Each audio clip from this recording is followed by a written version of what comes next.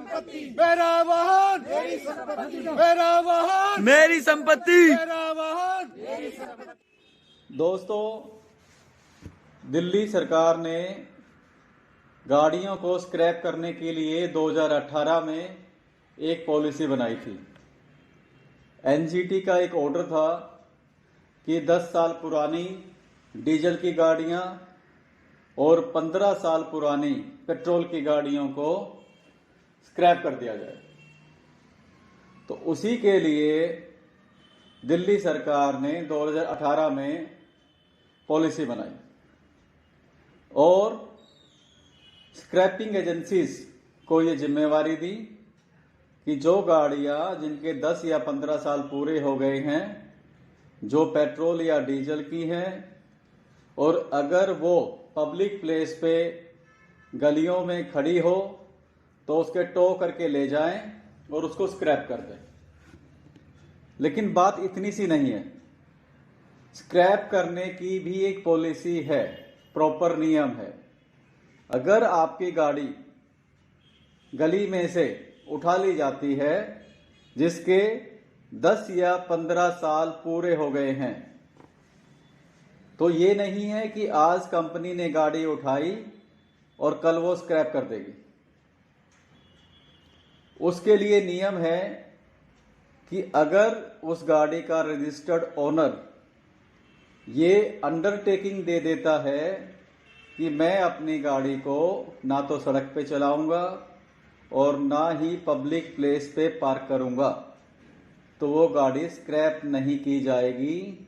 वो गाड़ी उस मालिक को वापस दे जाएगी और वो अपनी प्राइवेट पार्किंग में उसे खड़ी कर सकता है। लेकिन जो स्क्रैपिंग एजेंसीज हैं वो मनमानी करती हैं और मनमानी कर रही हैं।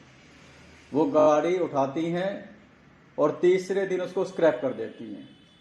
ना तो वाहन मालिक को कोई नोटिस दिया जाता है, ना उसको बताया जाता है नियम के बारे में, और एक तानाशाही चल रही है। और एक खास बात और है, ऐसी गाड़ी जिनका रजिस्ट्रेशन नंबर दिल्ली का है, केवल उन्हीं गाड़ियों को स्क्रैप किया जा सकता है, ये भी नियम है। अगर कोई गाड़ी दिल्ली से बाहर रजिस्टर्ड है, हरियाणा में, पंजाब में, यूपी में, राजस्थान में, और वो गाड़ी अगर दिल्ली में आ गई और उसके 10 या 15 साल पूरे हो गए हैं, तो वो गाड़ी स्क्रैप नहीं हो सकती। ये नियम के अंदर है, रूल्स में है ये।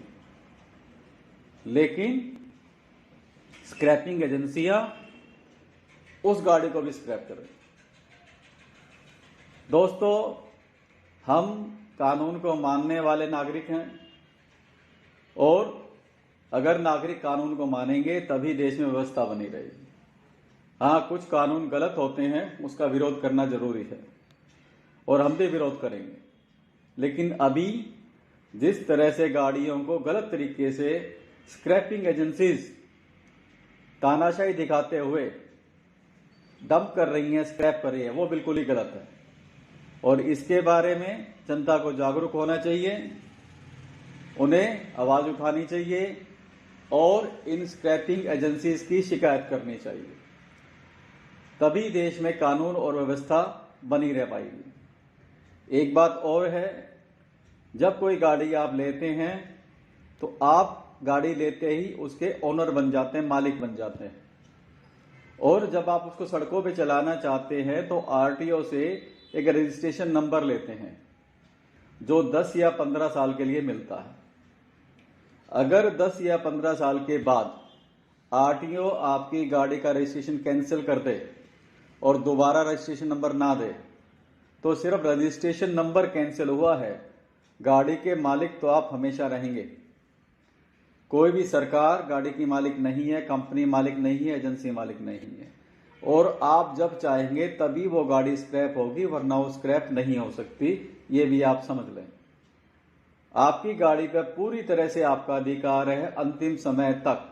आप चाहें तो अपने घर में रखें, आपकी इच्छा है कि अब इसे स्क्रैप करवा दिया जाए तो स्क्रैप करवा लें।